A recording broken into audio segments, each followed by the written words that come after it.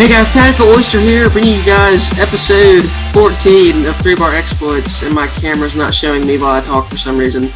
But today we have Bondfire and Whackmed. I'm pointing the wrong way.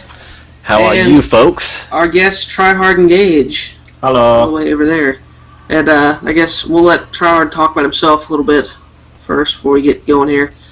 Well, alrighty then. My name is Tryhard Engage, as Oyster just introduced me, and on my YouTube, you can see it under my name down there somewhere. I upload Call of Duty commentaries, some comedy stuff, and indie games on Fridays. So yeah, that's basically it. Alrighty. Shout out our sponsor, Strictly Business Gaming. I was waiting for Whackmed to do that, but okay, I guess he's not going to do it. StrictlyBusinessGaming.com, I believe. Check them out on Twitter, first of all, because that's where you can get most of your information from them. And they've been working on some new stuff with their website. And I don't know if it's officially up yet or not, is it? It might be coming up soon. But yeah, check them out on Twitter, at SBusinessGaming. They help us put this show on and make it fantastic so that you all love it. And their new website is up and it looks fantastic. So at SB Gaming and www.strictlybusinessgaming.com and tell them that we sent you. Now on to topics. As always, we always start with the prison story, folks. Start with prison stories, and just to give you a list, remember to tweet us with the hashtag 3Bar Exploits. Leave your comments down below. We do want to hear about them. Anything you want to hear us discuss, leave it in a comment somewhere. Prison stories, then we got some prison talk, like man. Some value. What was it? Yeah, prison talk, GamesCom, video games online, Xbox One release date predictions. What? Oh, am I repeating? No, it's just Dylan was getting stuff, and well, I was like not paying attention, then I just heard Whackmed like a smote of silence, and I thought Whackmed was about to start prison talk, and then he starts talking about all the topics, and I forgot we're supposed to have the timestamps for all the topics we're going to talk about, because we're supposed to tell everybody at the beginning of the show. So then I reached over to get my paper, but to make room for my paper to write down my timestamps, I had to move something, so I put a folder down to the ground, which caused my remote control for my TV to fall and make a loud thud noise. Now I need to sniff my marker to calm down. Here, sniff your marker. Oh my god. Just give us some topics, Whackmed. Jokes are bad, okay? Prison story, GamesCom, video games, and their effects on the mind, the Xbox One release date, predictions, competitive ghosts, or Call of Duty Ghosts to competitive gaming, the random question, Ben Affleck controversy, and maybe some NFL injuries if we get there, probably not. Okay. Only time will tell. And go. Prison story. So, on my last day at work, possibly, this may or may not have happened depending on who's watching. Every day you're supposed to check the batteries in the taser to find out if they're full or not. So you can do the cartridge on the front of the taser has a couple of different lengths, and what it is the angles have to change, because the further away, the tighter the pattern needs to be, because there's still supposed to be a certain amount of distance between the probes whenever they enter you.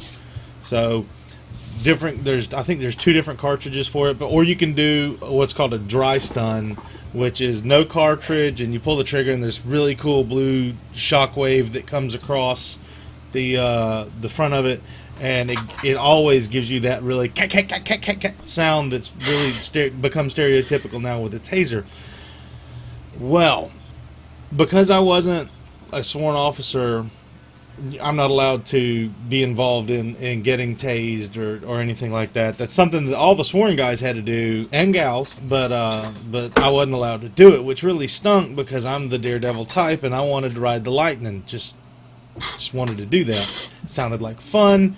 Besides, everybody, all these people I've been working with had done it, and kind of felt left out. So that's one thing I wanted to do before I left. So someone of maybe rank or maybe not rank said, I'm going to go test the taser out now.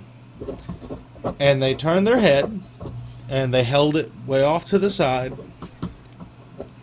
And I know how long this lasts. It's a 5-second burst, and I know what happens. So that it's just a dry stun. So they click it, and they just go.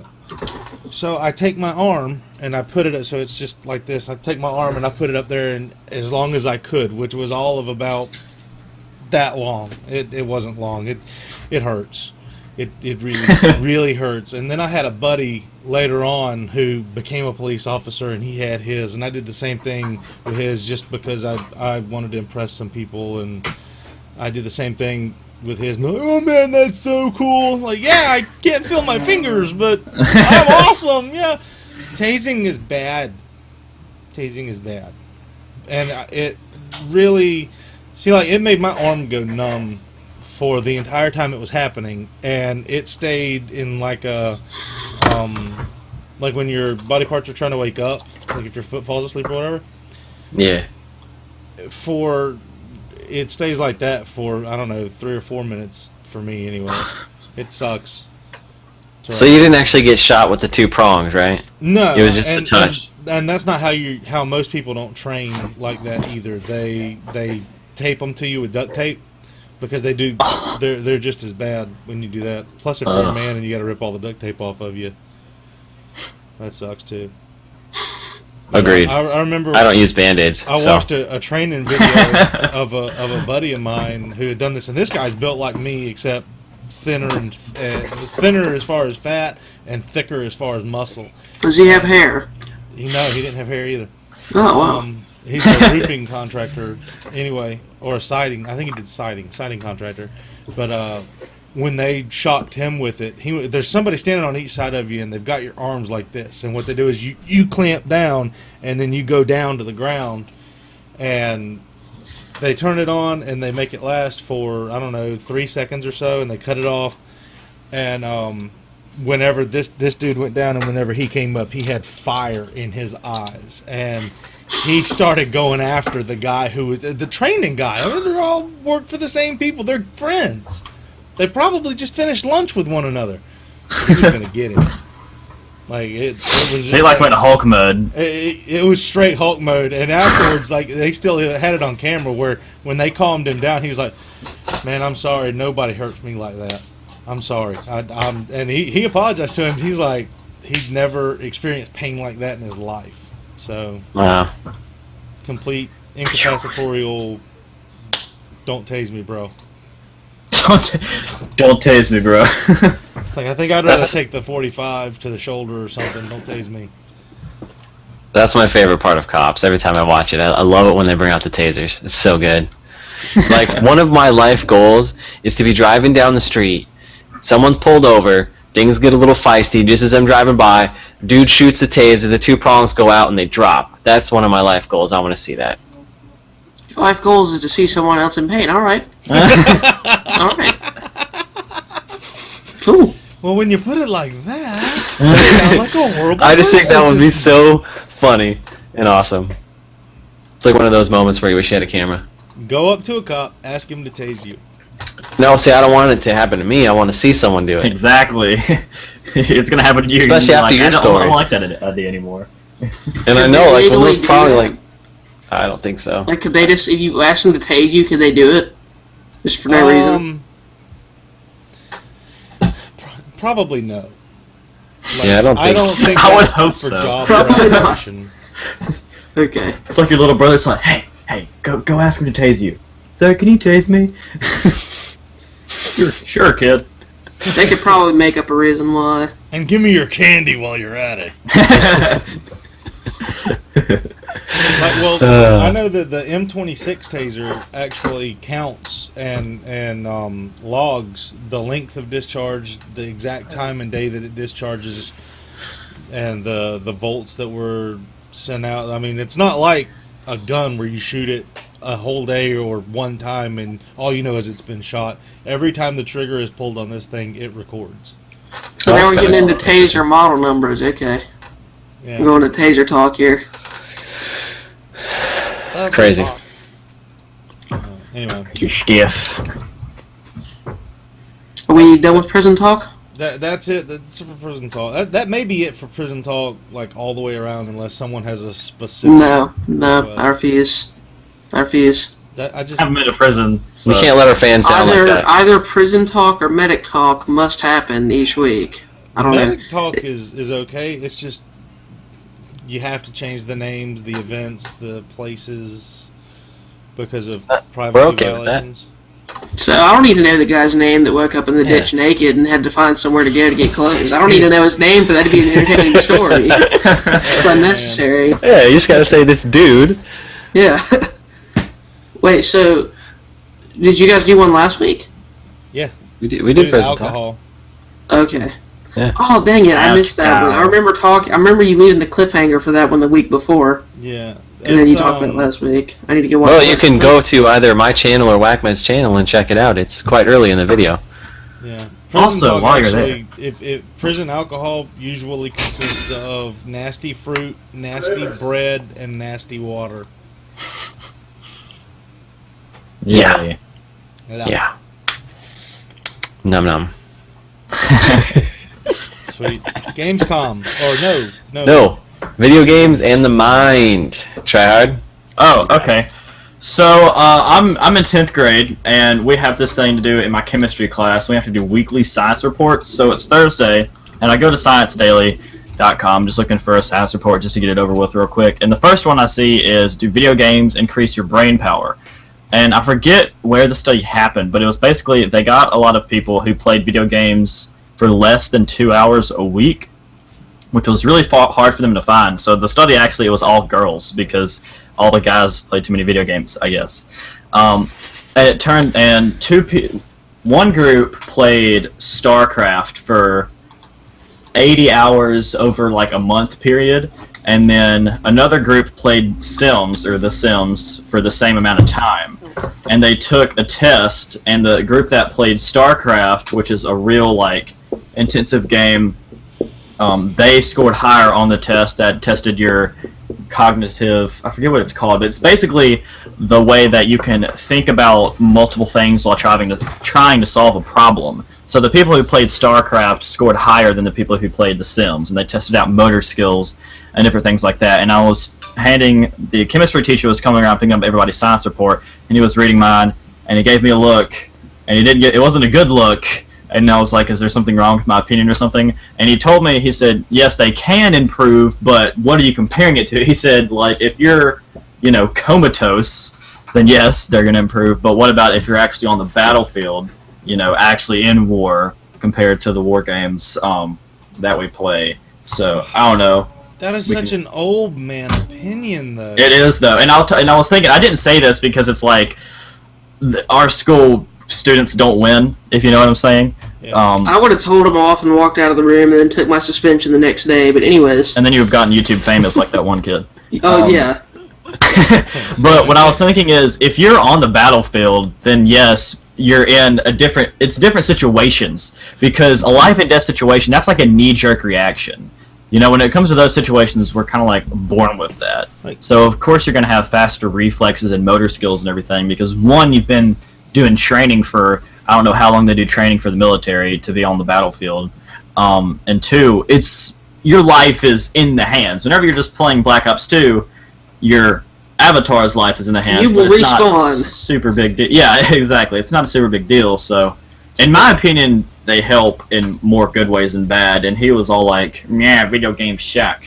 So well, that's one of the things we told Jules when he deployed. Jules, who is actually over in the Middle East now fighting for us in the armed forces as an American soldier, is you don't get to respawn, dude. Take care of yourself and come back. yeah, exactly. So if you actually get to watch this, Jules, man, take care. We're hoping to see you home soon. Yeah. Yeah, we wish the And best. if you're not watching, Stay you're safe. doing something wrong, because the only thing to keep you entertained over there is some whack-med content. So, Yeah. I expect you to be watching. Absolutely, and Helga would want you watching this as opposed to hanging out with the Fraulines over there. So, anyway, you cannot equate any type of battle reference in any game to real life battle references. Like, Yeah. they have guns, and the game has guns. There's camouflage, and that's about it. Like, that's supposed to be where the comparison stops. Quit trying to, just because it's called a Battlefield or Call of Duty or Medal of Honor or whatever, just because those are the titles of the games and this is the simulation that it's in, don't expect anyone playing these games to believe that they are teaching you how to be a soldier. Exactly. Yeah. So, Well, I think that's the problem with the chemistry teacher here. Is that nobody's trying to, like, he's arguing against something that's not even being argued. Like, nobody who plays Call of Duty thinks they're a soldier or thinks they're automatically qualified to go in the army because they play Call of Duty. So saying that, well, video games are stupid because it's not compared to, real-life war. Well, we're not trying to compare it to real-life war, so what's your point? I think it's just that really old man mentality of, like, all you do is sit inside and stare at a screen for, like, 7 hours a day. I think it's just that mentality that a lot of people in the generation before us, our parents or grandparents, I don't know, I think this guy, I would say like 50, 60 maybe, I don't know. But I think it's just that mentality because they weren't raised with video games like we were, so they just kind of look at it in a bad way. I think that's what was influencing him the most. Let's get back to the actual effect from gaming into your mind, though, because that's kind of what we're originally talking about. Yeah. I think when you play video games, it increases your motor skills and your hand-eye coordination and things like that. So it definitely helps you in those areas. Yeah. I don't know how applicable to real life that is. Like, let's say sports, for example, your eye-hand coordination. Baseball is a great example. I don't know if you're playing a ton of video games, if that's going to really help you on the baseball field, but I would say that as opposed to someone who doesn't play video games, you're going to have more eye-hand coordination than someone who doesn't. Yeah. If that came out right. I think it increases your quick time. One of the studies that they did in the studies that I found this was quick time problem solving skills. That's a tongue twister. Yeah, it's crazy. It's like how fast you can solve a problem in a high stress situation, and I think video games have helped me out with that. Like, when sometimes math class they'll give you a worksheet and it's like you have 3 minutes to do this. And however many problems you do, then that's your score or whatever. Get what I'm talking about? I follow, yes. Yes, no, okay. Yep. And the ones you get wrong are taken off of it. Yeah, exactly. I think it helped me out in that aspect and just generally problem solving because, I don't know, I can't give a specific example, but I feel throughout the time I've increased that. It hasn't really increased my hand-eye coordination because I played piano for 3 years before I started. Before I even picked up a controller, so I already had really good hand-eye coordination.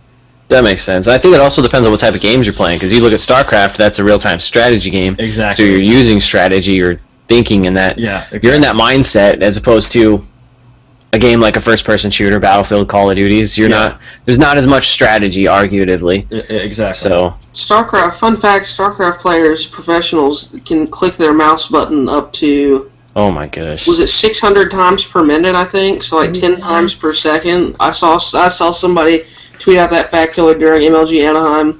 Well, have you ever seen one of those pro players, like what they're actually doing? There was a video on Kotaku. It was like a pro player that was like playing a game of StarCraft, and it was right at the beginning, and he's tapping the keyboard like so fast, like clicking all these things, and like I was just like, whoa, I don't even know what you're have to get doing. a new one like of after course, every if you think turn. about how many buttons you have to push in a single gunfight in Call of Duty, if you you're actually if you're not just a basic point and shoot person, like the process of moving your character while using the right stick to aim, while hitting left trigger to aim down sight, while pulling the actual trigger and jumping and or drop shotting or whatever all at the same time is actually a lot. Yeah. I mean, it's not as much, but I mean, it can be a lot. And there's also, go ahead. I was gonna say, there's also games like with Portal, which is unfortunate that you guys haven't played that. I love Portal. But that's a puzzle game, and it's a first-person puzzle game, so you're using your mind to solve these particular puzzles. Exactly. So those games, I'm sure, help you out. Yeah. Somebody has to take the counter here, so I guess I will. Is that I feel like the game I play the most is Call of Duty, obviously, and I play other games, but that's the game that's the only game that I play seriously, attempting to be good at. Other games I'll just play for fun, if I'm playing NBA or if I'm playing some sports game or Forza or something, I'm just kind of playing for fun. I'm not really putting a whole lot of focus on it while I'm playing. But I feel like it doesn't help you necessarily. I guess some games it could improve your hand-eye coordination some, but it'll be marginal how much it actually helps you in real life if you think about it, real life applications of it. When I'm playing Call of Duty, do I have fast reactions in Call of Duty? Yes, but I have fast reactions in Call of Duty because I've been playing for 8 years and I know what to expect and I know where people like to be and that kind of thing. So I have anticipation that's helping me react fast. So I'm kind of ready for it. Whereas, having a fast reaction in Call of Duty isn't going to help me, have a fast reaction if somebody chucks a baseball at my face or something and I have to move out of the way, because I'm not expecting that. So I think video games in general, if you've been playing the same game for a while and you know how it works, your reactions will increase because you know how the game works, and then it may not carry over to random life situations. Yeah, you learn the game, basically. Yeah, and it's still based on reactions, but if I could have the exact equal base reaction speed to someone who's never played Call of Duty before, and I could have the same reaction speed. But if it comes down to I walk around the corner and another person walks around the corner at the same time in game, and who reacts first to shoot, me or him, it's going to be me because I'm going to be more likely to expect the person to be there than they are. So it doesn't. I don't know if that makes sense. Kind of what I'm saying. I get what you're saying. And then you have to hope the game translates that into you actually shooting first. Exactly. Well, we don't have to get into that. That's for later. It won't. No, I mean that's just you don't have to comment on it. It's just a generic funny on that's how the game works. Yeah, exactly. But for sure, and yeah, there's more of a mental stimulation for someone who plays like Oyster and like Merc and Big Timer and Proofy and Rambo and all the professional guys than there is for someone who just plays on the weekends, because it's listen to some of the call outs and some of the I like to watch the Rambo Ray this is why he did whatever video that the TLR series and he goes through I saw my guys are here, therefore this is exactly what's going on in the map. Yeah. And it's really?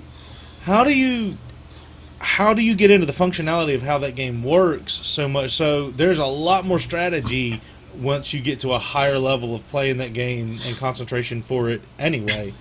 As far as there's the flashy lights and pretty sounds, they also bring a mental stimulation to you that a textbook does not. And that's why textbooks went from being just words to having pictures in them. Well, guess what? It's time to upgrade a little bit more, and maybe you can do like we had talked before the show started about maybe you can implant the information on DNA and just replicate it into my brain in the future. Sounds fun. True. Do we want to? I know a way we can make this topic last longer, but I don't know if we want to delve into it. The whole video games make people violent discussion. Don't do that. Video games don't make people violent. Stupid. We all have the same opinion, so. We're all video gamers, therefore this is a not valid discussion because no one on this panel would actually. Well, but still, though, I mean, we have the same opinion, but we basically all have the same opinion more or less on like most of the things we talk about, though. If you really think about it. Well, I don't know. I don't know. It's just it's my opinion that video games make people fat, not violent. Because I think McDonald's makes people fat. I've seen Tactical Oyster play video games. I've never seen him play that treadmill in the background there. I'm just saying. Well, okay, so you want me to run on my treadmill on the camera while you watch? Is that what you want me to do? No. Weird. I want you to run on the treadmill while playing Call of Duty. That's what's up. And 3 more exploits. And doing 3 more exploits. I still think it's odd that Whackbit wants to watch me run on my treadmill. When you say it that way, it makes me feel like a bad person. Well, that's what you said. You said I've never seen you on there, which implies that you need to see it when it's happening. I haven't seen what's behind that green screen. I have to ask you not to ask me about my homoerotic, pedophilistic tendencies. And the next topic is... So GamesCom happened. Yeah, GamesCom happened. Oh, God. Some people didn't stay on top of that, but that's okay. That's what I'm here for. We saw Microsoft do a press conference that was very short, and Sony did a press conference that was a lot longer. But some takeaways. I did a video yesterday, so go check it out, which was Saturday. Some takeaways from both Xbox and my PlayStation press conferences. But for Xbox, they mostly talked about indie games. And I know we've talked about this a lot, but as we're seeing with both PlayStation and the Xbox, they're really focusing on indie games. So this is a growing market of the gaming industry. It's really expanding. I think that's awesome. Another thing I know Oyster's going to want to get in this one is the Xbox is going to throw in for Europe a free copy, downloadable copy of FIFA with all of their Xbox purchases, and I think that's a great move. Good job for them. They won the whole continent with that. Basically. I'm sure it's they not did. a great move. It is a fantastic move that just got them millions of sales. But Wait, anyways, is fantastic not better than great? I think fantastic's much better than great. Can we get a ranking of how good words are? Like, good's going to be at the bottom, right? Maybe. Good, Decent, great. I say decent would be at the bottom. No, I wouldn't even say decent. Well, Well, decent still implies Decent average, a positive outcome, but not like that positive. Yeah. True. Just over average. So decent would be Yeah. +1. What would be +2? Good. Good. 3. Great. 3's great. 3's great. I think. Awesome. I think awesome's better than no, great see, and people, the thing about awesome is that people use awesome like really loosely. Like what awesome means is awesome means like full of awe, and that's like Yeah. stuff. That's why it's better than great and good. Getting good. Exceptional. That's up there for me. Exceptional, that's like a 7. Because people don't just throw around the word exceptional. Yeah. You know, I put exceptional above fantastic. You're talking about modern vernacular, in which case there's actually a petition to move in the dictionary that the word literal also mean figurative. Yeah. Everybody trying to learn the English language, like any foreigner's just gonna quit. It's like, no, I'm done. No, I don't really need to learn Well, English. think about it. When's That's the last why time they're you've heard anyway. and the stereotypical Valley Girl goes, I literally died when something happened. Yeah, exactly. Yeah. No, you didn't. Shut up. You're talking. Therefore, you fail at English language. Bad. You're terrible. That's the same thing how they added the word ain't to the dictionary, just because a lot of people used it. There ain't no problem with that. Not saying there is, it's just, I don't know. Anyway, I'm sorry. I interrupted GamesCom That's fine. with the FIFA release. It was an exceptional move on the part of Microsoft, so I give them a 7. 7 out of 1. Yes. Great job. That's only a Also, on the Sony side of things, I know you're all dying to Can I hear ask a this. question? So if I buy an XBOne, I'm gonna get a FIFA game. If you live in Europe, which you don't, Yeah. So what am I gonna get? I was about to ask that. Nothing. Well, they'll bundle something. Unified. They'll bundle something with it. They probably just haven't announced it because Gamescom is in Europe, so that's probably why they announced the European bundle. What But else Well, was in that bundle? E3 is in the U.S. yeah, but that was way earlier, so they might not have had that figured out yet. What else was in the bundle? That's it. It's a downloadable copy. You just download it. It's not like it's.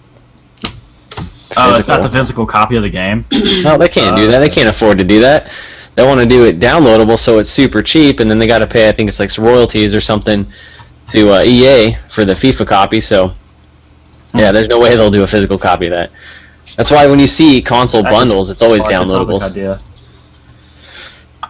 But PlayStation, big conference from them.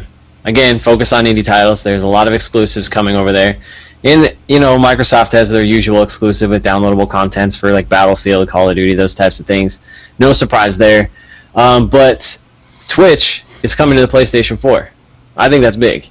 Because it used to be an Xbox exclusive. No, it's not big. How's that not big? Because people who use the in-console streaming device Noobs. they're not people putting out good content. I mean, I'm sure there will be tons of people not putting out good content, but it's the exclusivity of Twitch to Microsoft is no longer. That's Right, but I don't see that as a big domino falling because any big COD streamers use the in-game Call of Duty stream feature? No, because it sucks. So Yeah. there's all these in-game. Obviously we don't know how they all work exactly yet. But all of these in-console recording features and sharing and all that stuff and in the in-console streaming, none of that's going to be used by people who take YouTube or streaming or whatever seriously. So I don't see Twitch. I don't think anybody who was going to buy a PlayStation, who's a YouTuber instead of an Xbox, was like, dang, man, I might have to buy the Xbox instead because we have to stream to Ustream, not Twitch. Like, I don't think that entered anybody's mind, or whatever the other streaming company was. No, but it makes things more accessible. It's an accessibility piece. But Yeah. accessible for who?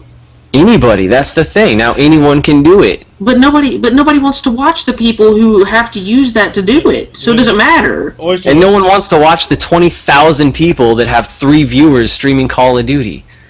But no. That's a The point point. is though. You know, everyone does it. 1-0. GamesCom. Now even more people will do it. That's big. no, I'm just going to interrupt. That one of you are mixing up the fact that because it's available, that's a where are we at with a +1? That's a decent thing. That it's now available. Is it a selling point? No. Is anybody going to watch it? Probably not. Is it something that they can say, "Hey, we've got"? Yes, it is, and that matters. It doesn't matter. PlayStation 4 can't do anything wrong, apparently, and Yeah, the Bondfire. other side of that is, and I mean, it's not a Bonfire opinion as much as it is a public opinion, which is kind of, It's also a Bonfire opinion, but you know, whatever. We'll keep moving. anyway, it's the other side of that is it's going to make a lot of bad connections, because if you're taking in and putting out for public connections, that takes a lot of bandwidth for your upload download speeds. It takes a lot. If all these noobs who have a 1.5 upload speed in my Call of Duty game want to stream, let them go ahead. I'll take the red bar all day long and just destroy them. That's fine. I hope they do. Well, The other thing Ghost is getting dedicated servers. if you're, I want it's to not talk gonna about matter that if in the future. If you That's only have a GameCom. 1.5 upload speed, you can't upload good stuff at all. I mean, it's going to be crap. And then your connection Yeah. to the game is going to be bad, because so much of that bandwidth is taken up with trying to upload a 480. Yeah. That's my point. Stream. It's Sure, gonna that comes be- down to internet speed, not necessarily hardware. It'll come down to internet speed, but that doesn't Yeah, change the okay. fact that most of America's got less than 4 upload. Me being one of them. Wow. It's a struggle. Struggle. But I still think I it's think I might have significant five to the point I don't that know.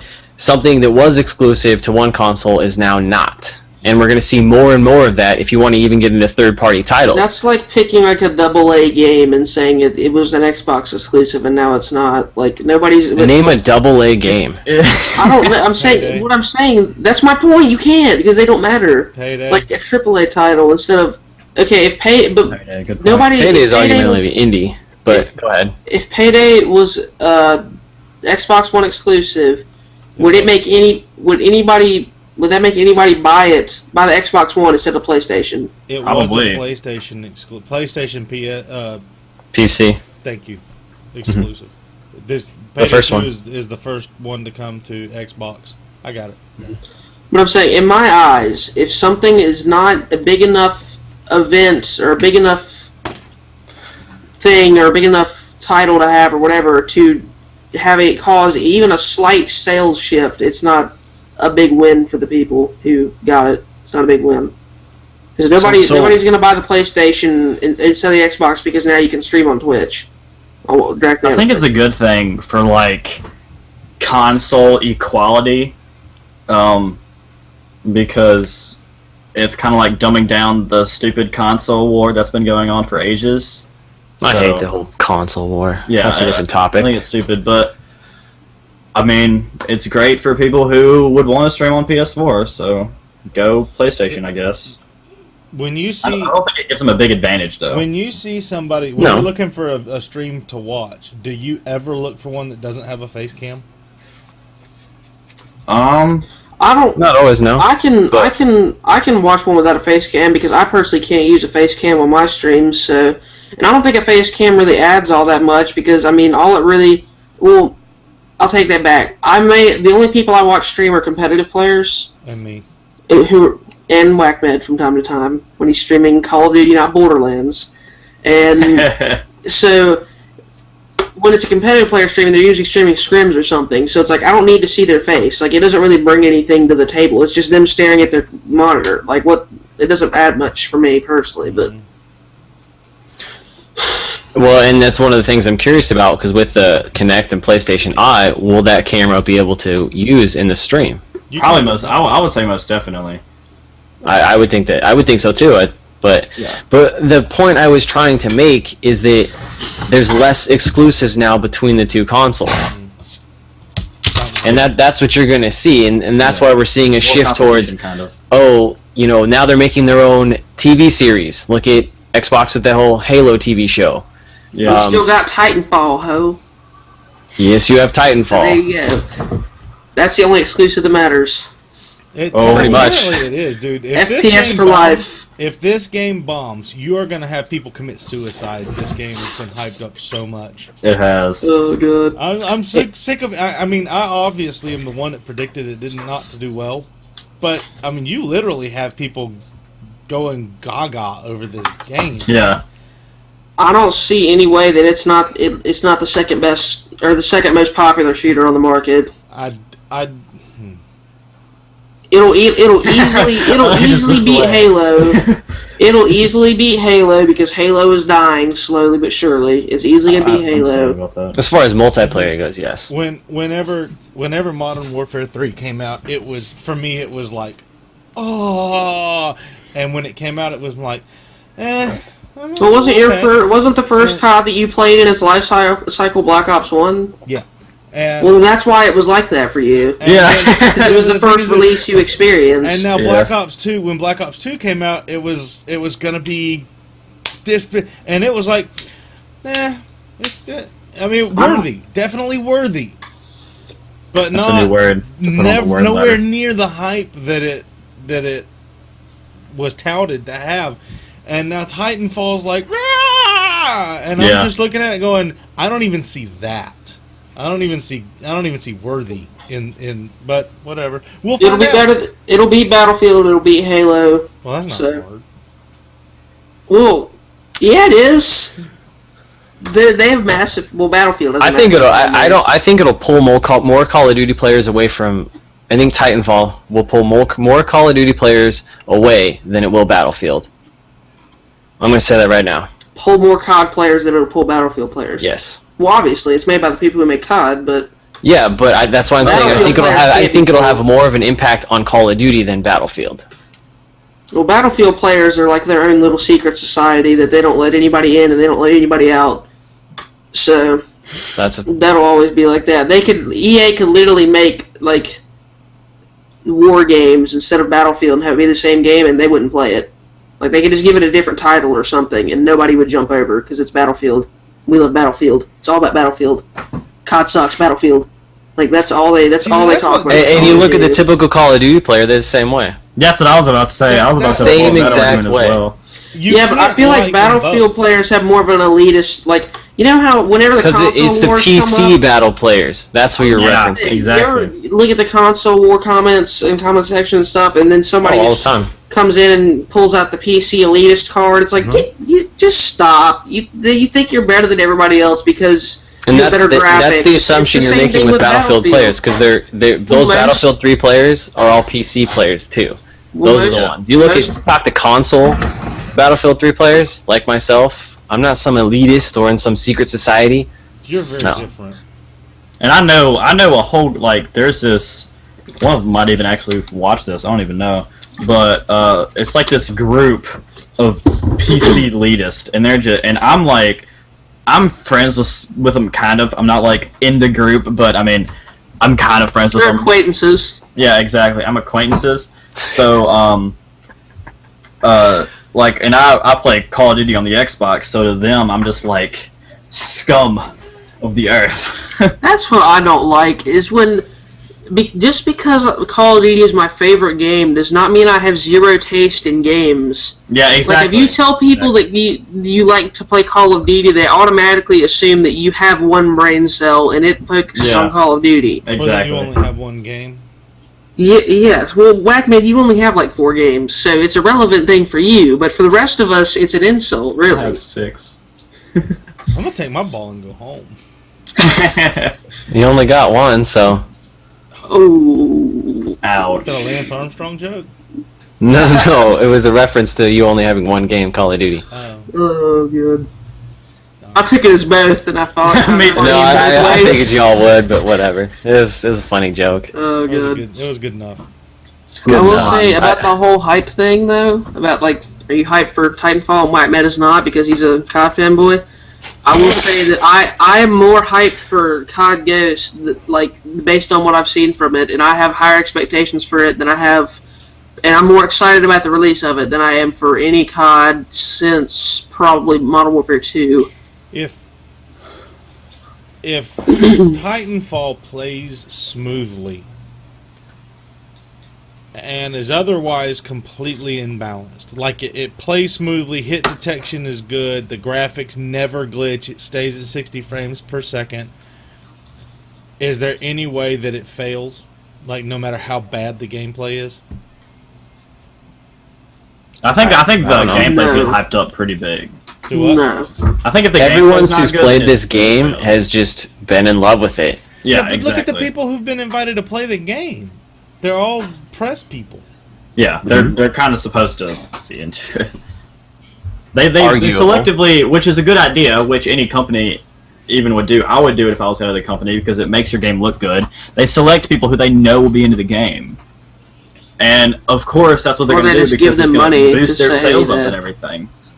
And they can't say that they're paid to do that. If they're already into that stuff, then it's obvious they're going to be into it. So. Of course, there were people who went to the COD Ghost reveal and said they didn't like the game afterwards and said there were significant flaws with it. I saw that video too. Did you say that you were? Did you say, Oyster, that COD Ghost is the one you're most excited for since Modern Warfare 2? Probably, yeah. Okay. All right. I didn't know if you were talking about Ghost or Titanfall, so I was confused. I just wanted to clear that up. Ghost. Yeah. I'm way more excited for Titanfall. I'm excited for Titanfall, but because I don't know exactly what to expect, I'm not extremely excited.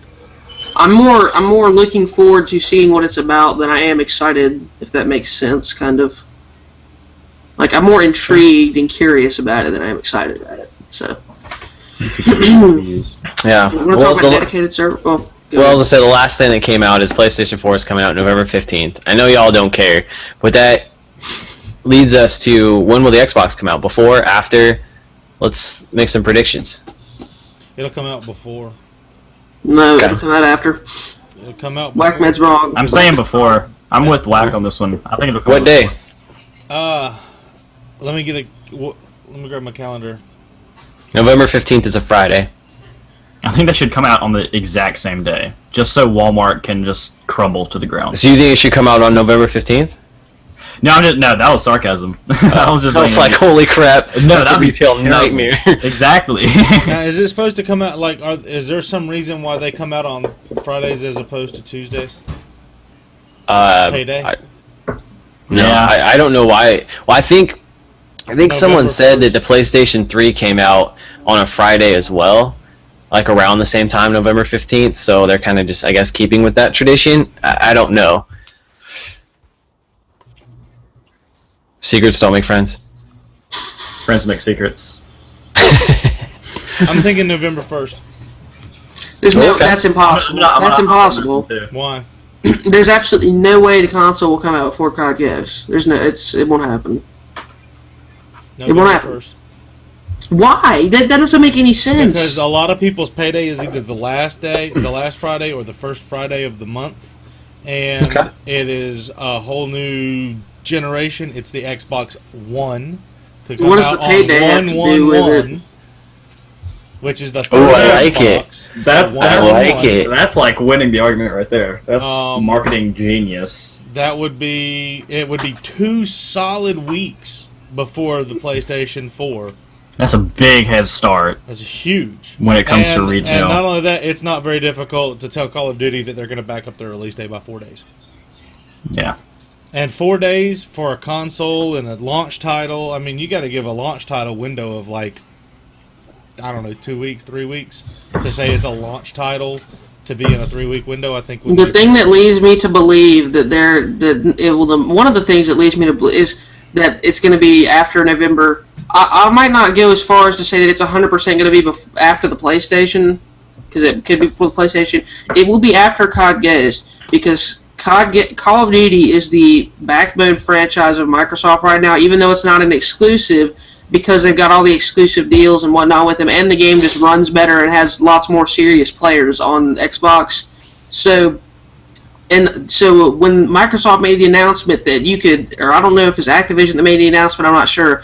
Whoever made the announcement that you could buy COD Ghost for the 360 and then trade it in and get the Xbox One version for only $10 more, just a $10 fee, that right there told me it's coming out after COD Ghost, because that means they expect a lot of people to get the 360 version and then move up. And you could say, well, that's because people aren't going to buy the Xbox One till Christmas or whatever, and that's a valid argument. But it is. There's enough of a Call of Duty fan base that will buy it on release day no matter what. That will buy COD Ghost on release day, and a lot of those same people are big enough gaming fans that they'll buy the Xbox One on release. So I just think that announcement leads me to believe that they expect a lot of people to have the 360 version and then want to upgrade to the One, which means that you would release the One after the game comes out. Because if they release the Xbox One on November 1st, like you're saying, then there's no, what's the need for that? Because most of the people... I understand your a lot of argument. people aren't going to get that console until Christmas. Exactly. Well, and some people aren't even going to get it for another year. That's a lot of people say, "Oh, I want to wait for a price drop," things like that. A lot of people want to wait for the bugs to be tested out. So you have some people who are going to be later adopters of the new console. Yeah. And they're still going to want to be able to move, because if you're getting it at Christmas, that's easily, to use this console's terminology, that's easily 5 prestiges for a hardcore player. And if you just can't get your parents to buy it for you, or if you just can't raise the capital until Christmas, you don't want to think that you had just wasted November to December or November to January in what you've done. You have to start all the way over. Yeah. But, So, I mean, okay. it is a pretty valid argument, though. I'll throw out another reason. That's one of the main reasons. Another one is that, as silly as this may sound, I would think that the console that announces their console first, or the company that announces their console first, would probably have their console come out first, only because, today's August 25th that we're recording this, right? Which means to get to November 15th, that's what, two months and more or less 2.5 months, almost 3 months, but 2 months and 20 days or something, right? Sure. So if Xbox releases their console 2 weeks earlier, and they wait 2 weeks later to announce it, it's a small window that people will know about it, if that makes sense, kind of deal.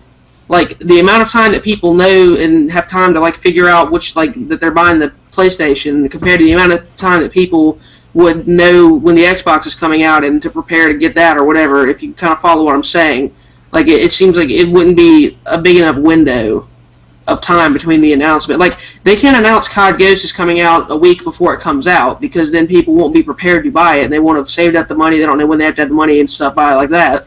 I think the same thing would apply to the console. But that's I see what you're saying, but I also think with pre-orders, a lot of people have already made their decision. Yeah. The people who are going to buy it have already made their decision. What I'm saying, the early adopters. Yeah, that's true. Oyster, so you've made some valid points. What's your date? Pick a date.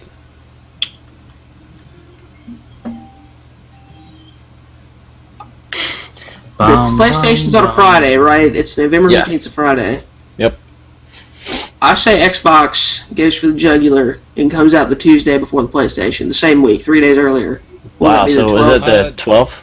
I don't think that helps them enough, but okay. Yeah. So I'm thinking that... Well, if I'm sticking with my principle that it comes out after COD Ghost, then there's not much else of a window to put it in that's before the PlayStation and after COD Ghost. So. Right. Okay. So a week after COD Ghost comes out. And that out. actually may be... Not bad. That would be the most conservative way to do it. Because if it came out 2 weeks before, what I'm thinking is they soak up everyone's money for the month. If it comes out November 1st, they soak up everyone's money for the month, and it actually hurts PlayStation sales because it would... Go ahead.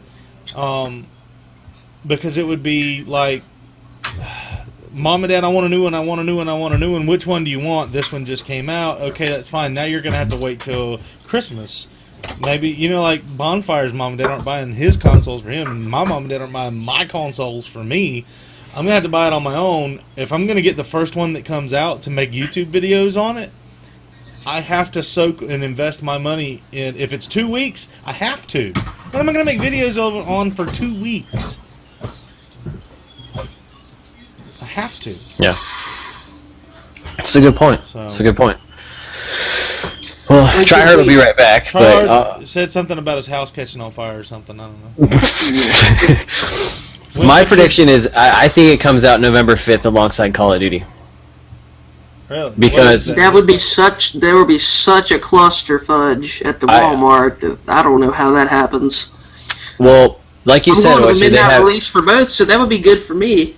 Well, exactly, but like Oyster, you said Xbox has such an exclusive partnership with Activision and Call of Duty. I mean, it's obvious that it just makes sense, in my opinion, to launch it alongside Call of Duty, because you're going to have people walking in to buy Call of Duty, and they're like, oh, the new Xbox is out, and Call of Duty Ghosts, let's just get it both. You know, it's just that you're going to have those impulse buyers, pick up on those. People who've already made their decisions, they're obviously going to get it, and then they're going to pick up Ghosts for the Xbox One, and I don't know, just their partnership is just so tight, it just, I don't know, I see it just making sense, in my opinion. I think it's a great way to go, and that would definitely, I think, hurt the PlayStation. So, what day was it again? November 5th, same day as Call of Duty. We need to write these down, because this is something we're going to have to revisit. November 5th. Yeah, that's why I wanted to do it. Did you run So I say 5th, November 5th. I said the 1st. You say the 1st. Oyster said the 12th, said right? the 12th. I say the 1st. You got the first? Okay. Look at there, I'm already winning arguments. And I imagine we'll find out this upcoming weekend in PAX, because that's in Seattle. That's where Microsoft is. I'm excited for PAX only because of the MLG tournament there, because there's a random Game Battles team that got invited because of the new MLG Pro Point system, and they're going to get absolutely destroyed, and it's going to be funny. That's why I'm excited for PAX. So that would just be a bonus for me if they announce the Xbox. But you know what? They may get destroyed. I don't know who it is or anything about it, but at least that avenue was there. And I think that was also Bondfire's point about having the ability to stream. At least the avenue is there and open. It's a dumb avenue. Go enjoy your MLG experience. Have a nice day. Well, don't want to revisit the point too much, but like having a low barrier of entry to do those types of things. For example, YouTube is a great example with all the capture cards, cheaper microphones, things like that. That's why you have more people doing it. So because the barrier of entry is low. Yeah. Yeah. And that's a selling point to some people. I'm not saying it's going to move consoles off shelves. Don't get me wrong, but it is an additional selling point on top of all the other exclusives and things. Yeah, it's just kind of like another thing they get to say they have. Exactly. I mean, look at Xbox when they say that. I think they got that NFL partnership where you get like the NFL ticket package or whatever. Yeah. That is a selling point. That is a console mover, though. To the people who like NFL. And I was going to say this earlier. It's really starting to show who Microsoft is marketing towards and Sony is marketing towards. It's really starting to show this upcoming console generation, because you look at the Xbox. It's very heavy on the first-person shooters, very heavy on the Call of Duty players, the typical Call of Duty player. And because the typical person who only buys Call of Duty each year, on average, watches a lot of football, watches a lot of sports. They like those types of things, so that's who they're marketing towards. And I would say the PlayStation is really marketing towards the people who just in general love games and want more and more games, because they have a lot of smaller indie type games that are coming exclusively to the PlayStation. There's just a lot more variety on the PlayStation than there is per se the Xbox. I cannot wait to be playing Call of Duty on a Sunday and have my fantasy football stats pop up on the screen while I'm playing. I cannot wait for that. That is going to be one of the greatest things that ever happens. I'm going to call somebody out right now. Oyster, what's the last game you bought? Well, I think I bought a game since I bought Forza, which I bought over the summer. I bought like 5 games during the Steam summer sale, which was like a month ago, for PC. I've bought 3 games since you have, so... I never even answered the question completely. And also, you can't see it, but I have a white bin back there that has probably 40 Xbox games in it, and I don't think you have that many. And I have 20 GameCube games in there in the other room. How many of them are any good? Why does that matter? Because if it's not any good, it's like, I mean, I got a bunch game of is a books on the game. shelf that suck too, but that doesn't mean Yeah. I'm an awesome reader. That's a terrible analogy. That's a I terrible think it's a great analogy. analogy. That makes a lot of I sense. think it's a perfect analogy. No, that's bad. I No, wasted my time. if the whole argument we're having is Oh my why God, it's is who so has good. more variety in their gaming, then it doesn't matter if you think the game that I play is good or bad or No, indifferent. It just matters. this is that- your opinion. You said they suck. Obviously, if I play the game, I think it's good. I'm not playing a crappy game willingly. No, That doesn't make any sense. Before. I have bought crappy games before. How many of the ones that you bought are also crappy? Not a lot of them, maybe a few. I've bought a few duds. I'll admit I bought SimCity, and I regret that. But I mean, let's be honest. It's not like I have 40 games and only 10 of them are good games. I think we should compare the amount of days played that Oyster has versus Wak. I actually looked at it the other day. I have on Call of Duty. I have like 2 or 3 days more played than him. I think. No, wait a minute. My stats got reset. Oh, that's true. I might have looked at it a while ago. Then I looked at it once. It must have been a while. Oh, ago. it resets your time played as well when you do your reset Yeah, it sets? does. Yeah, it When does, you it go through the does. Prestige Master, because I was a Prestige Master, and I was Same here. What Represent. what prestige are you now? Wow. 7 or 8. Well, I'm sure I've played more than you, but it's probably not an extremely higher amount. I don't know. I used to play at work. I used to play like 8 hours a day at work. Well, dang. Wow. Yeah. Well, I'm sure I've played enough to be. If I had reset my stats, I'd be a prestige master again, probably. You want to pull it up on Elite? Wow. What the time? My days played is like I was just like, really? my days played is like 16. I know that all. I'm like, I'm not even a Prestige Master the first time. I played Modern Warfare 3 the other night. I've got 29 days played. I'm pretty sure that's more Guess than what? I do. in that I got game. the game in January of the year after it came out. I have 33. Well, Modern Warfare 3? Yep. No lived several months to that game. What did you have, like a broken leg? Do you ever like take a step Had a back? broken social life. Yeah, it was like, do you ever take a step back, look at those 33 days, and think, that is 1 month I will never get back? Yes. It's terrible. Sometimes I do that, like, I know, I'm like, pretty you sure know I'm what? only at like 8 days. I live in behind. the world. This crazy planet where this is the only place where I can live for light years. And I spent it playing a virtual game Yep. for a month. Okay, on Call of Duty Modern Warfare 3, I'm not even 10th prestige. I'm not either. I have 18. I'm on Elite 20th. right now. Of course, I went a while without. I sat on like 7th prestige for a really long time in that game, so I'd probably be like 15 or 16 if I'd kept going. Because I remember staying. I'm trying to find where it says my days When played. you pull it up, it says hours to the right in the little circle. Oh, I've 269 hours played. 653. Holy What? crap. Is this Modern Warfare or Blops? Look up me. I don't know how to look you Wait, up. 653 Which game is this? divided by Oh, okay. 653 divided by 24 hours per day is 27.2 days. And 269 Wow. That'd be just over 10. is 11.2 days. Wow. Well, if we go over to Black Ops 2 instead,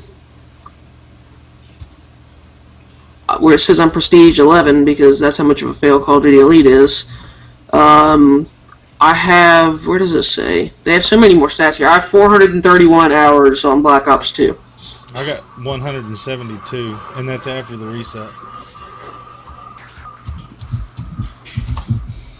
What's your score per minute, Whackman? What's your total score? My Are we really doing this right now? Right underneath score. I was about to pull it up. I was like, Total score is 10,035,235. Wow. So I just passed the 10 million mark. Three Probably point- like yesterday. 3.1 million. What's your KD, Whackman? We're I not don't know. bringing that up. 1v1 me! Fight me 1v1 out, fag. I've got a 47% win. Yeah, you percentage guys can in go it. do that. Like, My go win make a streak's video. higher. One. My win percentage is 48. Ha! I don't give a crap about public match wins, though. I kill or and just back out if I get frustrated. Like, I backed out of public match games where I've been going 40 and 10 So, before let me because ask you something this. aggravated me. Because this whole public league play thing came along in Black Ops 2. This whole lingo came along in Black Ops 2. What are you going to do in Ghost now? Because there's no more league play. What are you going to do? Oh, are you going to go play some pub matches, or are you going to go do some... Okay, first of all, the term pubs did not originate in this game. That's for starters. Because people still played game battles and crap like that. So they did it on LANs. That's fine. Honestly, Whatever. I probably play league play about as much as I do public matches now. Okay, but now what I'm saying though is, what are you going to do this next Call of Duty when there is no league play? I'll play game battles, or I'll play ICN tournaments, or I'll play scrims, or I'll play 8s. That's basically all I do. I basically all I play. So you just do private matches. All I play now is I either play game battles. You don't need to call it that. It's private matches. I play game battles, or I play 8s, or if there's a tournament going on, I play a tournament. Those are private battles too. It's private They're matches. all private matches, but yeah. Yeah. So what's the difference between a game battle and 8s? 8s is just like 8s is equivalent. 4 versus 4. 8s is pick up basketball in Call of Duty. That's the basic analogy. That's literally the best description you can. You get 15 people in a lobby. You pick 2 captains. You pick 2 teams of 4, and you just play. Why 15? What? 16? Well, not 15 necessarily, but like you get more than 8 most of the time. Is the main point. Like, and then you pick teams. Why? Like, why don't you need just 8? I like playing with just 8, but for some reason, lots of people like to get more than 8 because they want to like switch the teams around and stuff. They don't want to have the same people playing each other over and over again. If that makes sense, I don't know. I don't really understand it either. Have downs? You got people sitting around waiting for you to finish the game? Who have downs. Yeah, that's what happens. Is that too old for you? Do you not know that term? What downs? Well, it's an actual. It's a sports term. Like, it's a real sports term, so it's not really applicable. It is. I'm really confused right now. Downs means you're gonna wait for the next game. Yeah. Sit out. I was thinking down, sit out. I went evil with this. You're a horrible person. No, that's what people use it for now. That's what I was thinking too. I was thinking. That's what I was thinking, and I'm like, how does this apply to this situation? That's why I was so confused. I was with you, Wak Man. I knew what you were talking about. Thank you. I was trying to figure it out. No, if I don't get picked, then I just leave because I'm not watching a bunch of amateurs like myself play because I have no interest in that. But usually people will get a lobby of anywhere between like 10 and 15 people and pick. Whenever I play, if I'm the host, I put it on 8 max and just play because then everybody gets to play. So what's the point of this? I don't understand. What do you mean? Like the point What's of just the difference playing between this and just like hopping in a regular pub match? Because it's like you take it seriously and blah, blah, blah. People don't take it seriously really, but it's playing with competitive rules with competitive players and it's fun. So it's just custom game types. Yeah, it's basically like playing a competitive match except for you're just playing with pickup teams against each other for fun. Yeah. There's no like prize. Same rules as the real matches or the what do you call it? Pubs. League crap. Oyster, what is it? Competition. It's competition rules, competition maps, competition game types. Okay. It's not just anything. Like, y'all don't play domination at all. It's not like we can get 12 people and play 6v6, headquarters or something. I mean, I understand. I hate the whole lingo of it. I think competitive Call of Duty is cool at the professional level. It's fun to watch, but like all this like Twitter stuff, like I want to play like 8s and game battles and all that stuff. I was like, why don't you just hop online and have some fun? It drives me nuts. Because that is fun for people. I don't. Where's this argument coming from? Like, It's been developing inside. Like, for why does it? Hang on, let me throw this away.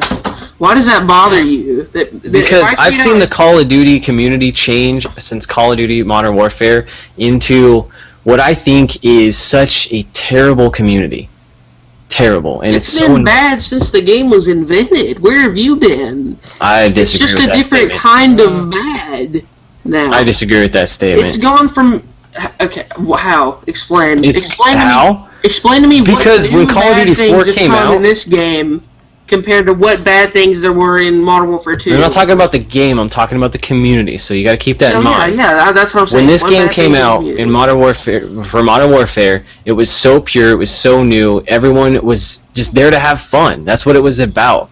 You shift to where it is now. It's like everyone wants to be the next next big competitive Call of Duty player, and that's all they care about. That's all they care about is their KD. 90% of Call of Duty players have cannot name a pro player except for Nadeshot. So they can name a pro player. Well, except for Nadeshot. Because you can name or one Scum. pro player doesn't count. I can name one NBA If player. you can name Yeah. if the only two teams that you can name the roster or name two members on are Envious and Optic, and the only pro players that you watch are Nadeshot and Scumpy, if you count those people still in the public category, then 85% of players are still public players and have zero interest in competitive Call of Duty. So I think if you're saying that everybody wants to be the next pro Call of Duty player, and that's all people care about now, and it's all about overly competitive and stuff, then I think you're wildly off base. Because if you go into a lobby of Call of Duty right now, like if you just hop in a public match, 6v6 search and destroy, and everybody's in game chat, out of the 11 people you're playing with, probably, maybe on a good day, 2 of them know anything about competitive Call of Duty out of those 11. Okay. If we were to conduct a We survey, should make up a lot of statistics here. Well, we can test it, but I it's a mean, pretty honestly, random like, topic anyway. Yeah. And I would say that That's fine. two out of the lobby, 2 people out of the lobby would, if no one's in a party, 2 people are. That's probably right. I think that the number would probably go up if you went to the mercenary side, because if you're a mercenary, you probably know a little bit more about Call of Duty. Yeah. well, like, And the chance that people aren't in parties is kind of... Well, they can't be because it's the mercenary side. Yeah, well, well, I said I'll like, talk but about I'm it saying right like just 11. The moral of the story is 11 random Call of Duty players, because the thing that people lose is that the reason that Call of Duty is the most played game in the world, except for like League of Legends, I think it's like the second And highest StarCraft. sold, and StarCraft is third. The reason so many people play it is you have to think that for every one person that's into Call of Duty or into gaming, whatever, like we are, there's one person who picks it up and plays it for an hour on Saturday once a month. Yeah. So you have to think of one of your friends who doesn't know anything about the YouTube community, doesn't know that competitive Call of Duty exists, isn't going to buy the Xbox One or the PlayStation 4 for 3 years after it's released. Think about those people, and there's a good chance that at least 1 or 2 of those people will be in your lobby. Plus, just your average Call of Duty player who doesn't care about playing competitively, and then there'll be somebody like me who knows it, or somebody like you guys who knows it. So. No, that's the perception that's out there. I would like to see a statistic of who has less than 24 hours played on that game, because it's obviously something that's tracked. Yeah. Who's got less than 24 hours played in whichever Call of Duty, whichever one's current, and whenever that. And that's got to be a really small amount, because even the non-hardcore people, like even people who do what you do, which is like pick it up on a weekend once a month, it adds up a lot quicker than we think. If you play for 1 hour on a weekend, you're talking about 40 minutes of time, game time, because it only registers your in-game time. Yeah. And you're going to spend True. tons I of didn't think about time in the lobby. You're only talking about there's 52 weekends a year. If you're a 1 hour every weekend kind of guy, you're probably not an every weekend kind of guy. Yeah. There's a lot of people that buy this game and only play the campaign. Yeah, that is true, and I know like one of those people. Bondfire, if you see someone tweet out, like, what's an example? Like, you see these tweets. What is an example of one of these tweets that you see? I don't know the lingo because I don't understand it. It's always like the.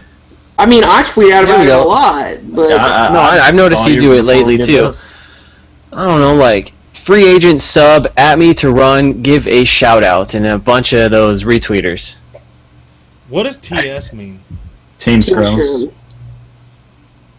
Team Scrums? I don't know. I really dislike what this community has become, and I feel like a competitive is a huge aspect of it. And I'm not saying competitive is a bad thing. Don't get me wrong, and don't spin that on me. But also, you look at the emphasis on the KD, the kill death ratio. That's what everyone cares about. So if you go into those public matches, not everyone's there. Everyone's there to do their own thing. There's no teamwork whatsoever, and it's all about yourself. It's a very self-centered game. and I dislike what it's become. I still think it's fun. I like to hop in and play the game. That's you know, I still enjoy it, but I dislike what the community has become. But I would argue that it's like, I don't know, that didn't happen because of competitive players, though. Did I say that? Well, you said it was like, you said you thought it was part of it. The competitive aspect has transformed a lot of the community into that mindset. Sure. But, like, I didn't care about pubs even before. Like, I didn't care about my win-loss in pubs even before I started playing competitive. What did you care about? I don't know. I just kind of played. KD? I just kind of played for fun, and I liked playing with my friends, and I liked trying to get a good KD. But I mean, like it's like I cared about winning. You know, like I didn't want to lose, but it's not like I was doing. My primary focus of the game wasn't necessarily on getting the victory in the game. Exactly. But then eventually, what happened was that I evolved, and I said, okay, I've been playing this game for like 7 years now. It's kind of getting kind of boring. I need something to rejuvenate myself. And then I started playing competitively, like basic like I played league play, like not even real competitive, and it was exciting to me because I was focused on getting the win, and so I decided this is actually fun because it matters if you win and you work together. Like all the stuff that you're talking about that you miss still exists in competitive though, not in public matches. Like the people who cared about that have transitioned to that for the most part. I think that's the real problem. That's the real. Maybe that's the case. I just don't see it. I would think that if the people that we're trying to get to play Payday 2 with us, that want to do these silent missions, they're the same kind of people that play League play. Maybe so. Because as we were experiencing last night, the fastest way to complete a mission is to just walk in the front door, shoot everyone. Yeah, guns blazing. Guns blazing. And the more correct way to do it, the more fun way to do it, would be strategy, teamwork, depending on one another, well-timed, well-placed, everything. And I think that exists in the League much more than it exists in pubs. Sure. I think pubs. I think that's a good analogy. Your dregs of, you know, you have a couple of different people in pubs. The people who don't think they're good enough to play League. The people who are looking to beat up on those people, and YouTubers trying to get game film. And I'm sure there's others, but I think one thing that may contribute to it is that there's such a perception, like the perception that Bondfire has of public matches now. Like that's such a widely viewed perception that, like me, if I wanted to go into a domination lobby and call out where the enemies are, and like try really hard to win the game, and communicate with my teammates, I could. But there may be one or two people on my team that listen to me, and we still may not even win, even if they do. So it's not worth it. So I think there may be more people who care about the win than you think, but it's not worth putting in the effort, because I've played games where I literally went 100% on the objective as much as possible trying to win. I had double-digit flag caps, double-digit defends, and dropped 60 kills, and my team still lost because nobody else did anything. Nobody else would go, like, people were sitting in buildings on the outskirts of the maps, or people were dying over and over and flipping the spawns back and forth constantly, and sometimes you just cannot do it. And games like that take away the drive to try hard, and no pun intended with our guest here, but games like that take away the will to try hard in a public match, because you know that even if as hard as you try, if it's not that you'll lose, but it's that nobody else cares, so they don't care if you lose. Like, so what's the point? And that's the end of my rant on the topic. That's kind of to my point, though. That's what I think is wrong with the community. I don't know. I feel like the Call of Duty community has gone downhill. I think quite a bit, and maybe it's because I'm not a part of the competitive community, but I still see a lot of those guys and a lot of the tryhards who aspire to be that, and I'm not including you in this Oyster, so don't take that the wrong way. But I don't know. It frustrates me. I think what Oyster's trying to say is that it frustrates him too, and that's why he plays League. Okay, that's somewhat accurate, yeah. But, are we ready to move on? Cool, Cleo? Random question time. Not me and Bondfire got that out of the way. Chicka. Magic 8 Ball say, if you had the ability to know any skill. I know I'm fixing to get hammered on what counts as a skill. I don't know. Wait, like, what do you mean by know any? You said know any skill? Boom, you can play guitar like Ingve. Yeah, that type of skill. Okay, I was you thinking about what a skill would be. You can solve problems and crack locks with your bare hand by thinking about it. Or untie knots or whatever. Or you can. So basically, you can become god mode at any skill. Basically, like just instant legend within human capacity. Yeah.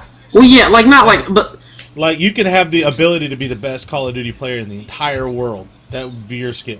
That's what I'm saying. Like I can be whatever I pick. I'm the best in the world at. I can be if I want to be. Okay. Just to clarify the question, as I always do. Okay. What you got? I don't know what mine is, but I'll let somebody else go first. Just. I would pick software development. Whoa. And that would include website design because that is such a need in today's world. It's something I wish I would have studied in college. And there's so many tomorrow. There's so many great, awesome things you can do with that, and you can make a lot of money in it too. And I just think it fascinates me, though it is so boring when you get down to the coding, because I know a little bit how that works. But I would like to be awesome at that, so I could just make really cool things. That's interesting. That actually would be. And it would take me far in life. Yeah. I'm hoping That actually is so. a pretty good one. It would. Because I'm the best at it. Start classes for that tomorrow. College. Oh, really? For that tomorrow, yeah, to be a computer programmer. So, what would you do? Try hard. See, I'm thinking about like right now. Okay, I'm a guy. What? I figured that when you came on. I'm the type of guy. I am male. That's what under my ID. Exploits. I'm the type of guy that goes through a lot of like phases, like when it comes to my interest. Do you know what I'm talking about? Like yeah, like one day you want to focus on one thing, and the next day you want to pursue how about interest. you also retain the drive or the desire to do that skill? Okay, yeah, I like what. Okay, then yeah. So what's the hot topic this week? What do you want to be this week? Yeah, I know. No, but my phases last like months. Okay. Okay. All right. And then I'm just like done. So what I'm going through right now, I don't think it's a phase. I want to be Filmmaking. I want to be in the film industry Called when it. I grow up and like do that stuff. Whether it's Cool. I think more focusing on the film writing, as in writing and producing, more than like I don't want to be an actor or anything. I do like those air quotes. The chat is a safe place. You can't say anything in the chat. Yeah, the chat is sacred. I could shout Whackman's SPM out right now, but I don't want to put that on him. That's why it's sacred. He'll lose a sub or two, probably. Or 10. Oh, good. So I think if I could do anything and like keep the drive for it, it would be the best film writer. You would want to be able to like spit out movie ideas like it was nothing that were good. Especially since I just recently started working on my first short film. Congratulations. Let me know when you want to shoot it. Thank you. Blackman is available to act. I'm trying to get it to play in my local movie theaters. That's gonna be pretty cool. What state do you live in? I live in Mississippi. Mississippi. Mississippi. We wear overalls and we ain't got no shoes down here. And the great thing is we get to take poops outside in our outhouses. I like that guy. My brother and sister went to a boarding school in high school over in North Carolina. They literally got asked like 4 times if they wore overalls. Do y'all drink some sweet tea down there? Oh, hell yeah. Hell yeah. Bondfire lives in Oregon, so he doesn't know the wonder of sweet tea on a daily basis. I hate sweet tea. What? What? What? Who said what? Who said that out loud? You're gone now. Like, Oh, okay. you're Drop you from the call. Yeah, you are done. You are done. Kick player. I don't know. Ooh, funny story. So I was at this wedding yesterday, and the couple were both pretty big gamers. And right when they said "I do" and they did the kiss, they made the guy the officiant holds like a little achievement thing above them, and it said like achievement unlocked. Oh, that's awesome. Yeah, I thought it was that pretty in pictures. good. That actually happened. That's Yeah, awesome. and they did it like right for the picture too, so it was like achievement unlocked. I thought it was pretty funny. That's pretty cool, That's actually. legit. I'm just thinking. So, Oh, that's terrible. Hold on. what? Put it in the chat if you need to. Yeah, I gotta get rid of the bad thoughts. Let's move on. Wacklet, you have to say your skill first, and I have to say my skill. Yes, skills. Go ahead, because I gotta type. Okay. I would want to instantly be the best guitar player in the world to the point where anything that I could vocalize or any riff or melody that came into my mind I could instantly play. Because I mean, I'm pretty good at, like, I'm not a bass at guitar, but I'm not bad either. Like, I'm pretty good, but it's a struggle to get better. Like, once you hit a certain point, and it's like this on every instrument, I'm guessing, like, you get to the point where you're, like, capable of playing lots of stuff and you're good. Oh, God. Okay, the chat has been unpurified. But like, it gets to a point where you're good and capable, but then you can't progress. Like, it's really difficult to progress to like the great status kind of thing, if that makes sense. I don't know. So I'd want to instantly make that leap. And I've also been tasked with, now I'm supposed to be the theater, like, company, whatever you want to call it, theater group at my school. Whatever their play they're doing is for the fall, I'm supposed to write like the score for now. So if I could just like instantly put that, like, I could just instantly think of it and then play it instantly, that would be cool. Oh, so you have to like think of the music for it? Yeah. Okay. And play it. So The things about being able to play like that is that you have, hey, I want to do this finger combination, and it just comes out right. So, right. Oyster, can you read music? You Yes. play the guitar? Can you read tabs or can you read music? I can do both. I'm not like, I don't like reading music because I'm much slower at it, but I can. Can you play all 12 scales, major scales? Yeah.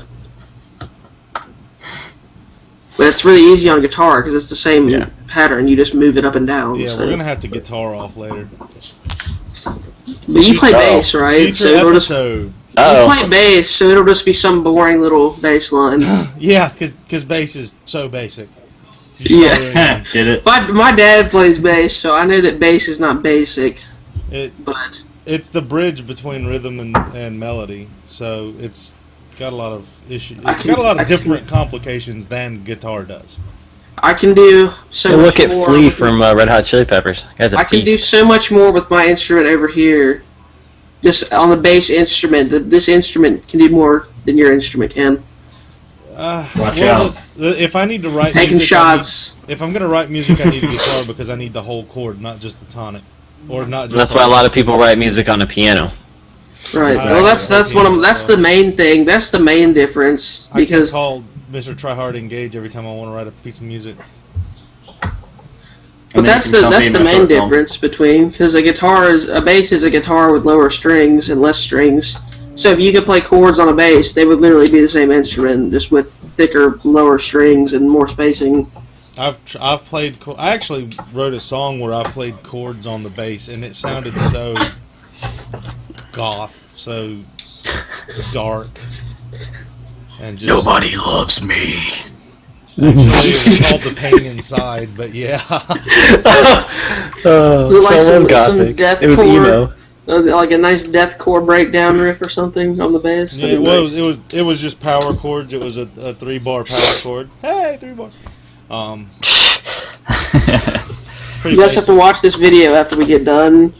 There's this guy, musician, and you might have seen one or two of his videos because like he's only got 19 videos on his channel. He uploads like 3 or 4 a year, but they all go like half of them go viral. So there's a chance you might have seen one of them. His name Is that guy who is plays guitar and like does tasks at the same time? I don't think so, but his name is Steve Terraberry, and his most popular video is how to play guitar like Lil Wayne, which I'm assuming you guys have seen the clip of Lil Wayne trying to play guitar and just sucking.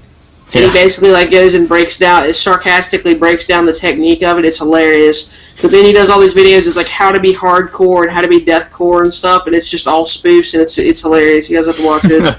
but he's actually like an insanely good musician at the same time, and he likes all of the music that he makes fun of, but it's just hilarious. Speaking of musicians, my brother has a band. Everybody's got a band, brah. But his new record's coming out, brah. Not everybody's got a record, brah. Exactly. What's the name of the band? WB, here, I'll put it in the chat. And then I'll say it out loud. WB Givens. I've heard of them. Really? I think so, yeah. Don't they get played on the radio in the South? Yeah. My brother and sister were in it with some of their friends.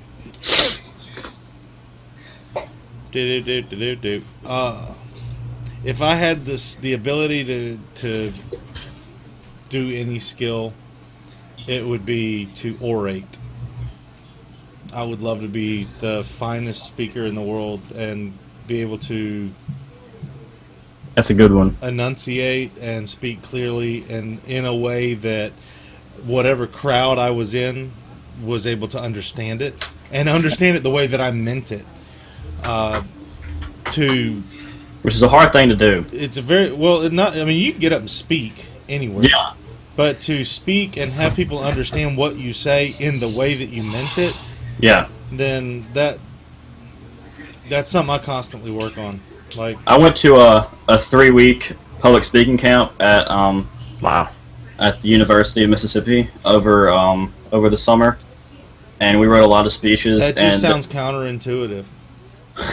That's like going to I was thinking it, I didn't want to say it. it's like how to not rape your sister in a Kentucky college or something. I don't know. Do they have colleges? Really? What? Wow. Okay. Speeches to rape? Never mind. I take that back. So,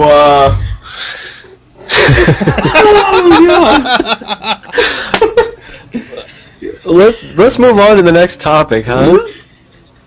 not even to finish my That story. was fantastic, Okay. Whack Man. We need more moments like that. Thank you. That wasn't decent or good. So or Tryhard good. was That at a speech fantastic. Not yeah, he was a speech Anything to camp. do with rape, writing speeches. Go. Not that I was aware of. So before that stereotypical bomb dropped, Yeah, my bad. but we wrote a lot of speeches, and most of them, like, the teacher told us what to write about. One of them was like our opinions on what we think about. I'm not even going to do the air quotes. I was about to, but I'm not going to because you're just going to beat the living crap out of me over the internet for doing that. But one of them we had to do was on our opinions on corrupt education, and then another one was, I forget what the other ones were. Our first one was about me stuff, and then we got to write one which is about anything we could talk about. And I wrote like a 1,500-word speech in like 30 minutes or something, and it lasted seven minutes. And a lot of people got it, or a few people got it, but of course I was giving the speech to like 13-year-olds and 14-year-olds, and it was a really serious speech that required a lot of thinking about it. Not everybody took the idea out that I was trying to give people. So that's a good one. And that's on YouTube too. You can check that out on my channel. Plug. Coolio. Cool beans, bruh. I've completely lost the bearing of our plan for this show. Yeah, Ben Like, we've Affleck. jumped off into so many tangents, I don't even know where we are anymore. Hey, I see you working over there. Can you pull up the history of Batman and how many Batmans there have been while I introduce? Well, it's Batman, and it's the plural of Batman, which is not Batmen. It would be Batmans. Well, let's name them. Michael Keaton. No, that's like the sixth one. Okay, we'll see if Adam West, which was back in the Like 60s. The fourth one. Batman in film. Can you link it? They were talking film or Wikipedia television. page. I guess he Yeah, did we do a filmed. movie. Adam West did. But, so the reason we're bringing this up is that there's been a petition started on change.org to get rid of Ben Affleck as he was announced to be the next Batman in the Batman Superman movie. He's supposed They to be actually the next iteration. started a petition? Yeah, there's a real petition. Like, this is infuriated tons of people. Pull it up on YouTube. Some really big YouTubers are pissed. God, I did not know that. I knew that it was like big uproar because everybody's like, Ben Affleck, but I didn't know. You guys know the YouTuber, the Angry Joe Show? Mm-mm. I know the Angry Joe Show. I haven't watched it recently, but Yeah, you should watch it if you don't know who it is, because he's hilarious and he gets on really angry rants about movie and gaming things. But anyways, he did one of his typical rant videos complaining about this, and he brought up a good point, which is that, like, here's how much I don't follow this that closely. I don't even know who's the actor that did the last did this trilogy. Was that Christian Bale? Christian Bale? Okay, yeah. So when I watch the Batman movies and I see him, I see Batman. I don't see Christian Bale. But a lot of people are afraid that when Affleck is doing it, you're going to see Ben Affleck. You're not going to see Batman. That's a good point. Like, you're going to be seeing the actor, not the character. Okay, Which yeah, I thought was actually a good point. Like, Yeah. you'll see, like, when you watch the movie, and now people will definitely see it because people are thinking about it so much. When you sit down to watch the movie, you're going to be like, oh, there's Ben Affleck entering the scene, not there's Batman, kind of thing. Like, that's Throw out a few facts there. The petition on change.org has 60,247 supporters, and for it to go into effect, it only needs 14,753. What do you mean go into They're halfway effect? All it says is 14,753 needed, so I don't know if that means they are going to take them away. Maybe Probably not, change.org 'cause it's- does something to say, please change that. I don't know. Yeah. Look at the difference in the Adam West. So I guess there was Adam West, and then the next one was Michael Keaton, and the change in costume from Adam West to Michael Keaton is huge. Like, Michael Keaton's the first one where you get the armor as opposed to the leotard. The reason I heard from some people that the reason Christian Bale said no to doing the Superman Batman movie is because he didn't want to be a part of, like, a franchise that ruins what came before it, kind of. I can see I that. thought He turned down $50 million. It was $50 million. Yeah.